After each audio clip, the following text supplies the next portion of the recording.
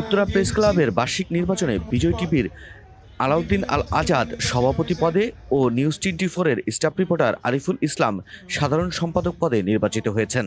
শনিবার 15ই ফেব্রুয়ারি সকাল থেকে বিকাল 5টা পর্যন্ত ভোট গ্রহণ চলে।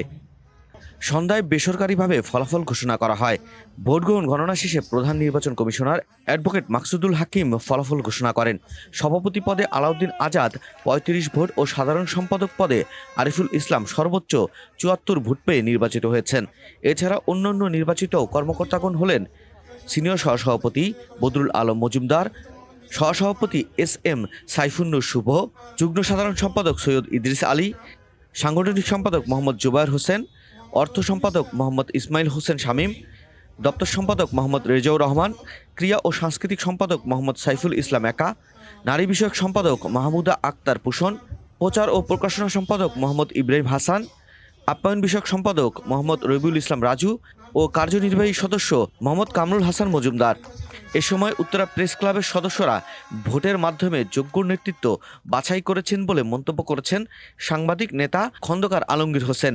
এছাড়া সাংবাদিকদের উন্নয়নে কাজ করা, একতা রক্ষা ও পারস্পরিক সহযোগিতা বৃদ্ধি ও বৈষম্যমুক্ত উত্তরা প্রেস ক্লাব গঠন করবে বলে মন্তব্য করেন নবনির্বাচিত সাধারণ সম্পাদক আরিফুল ইসলাম।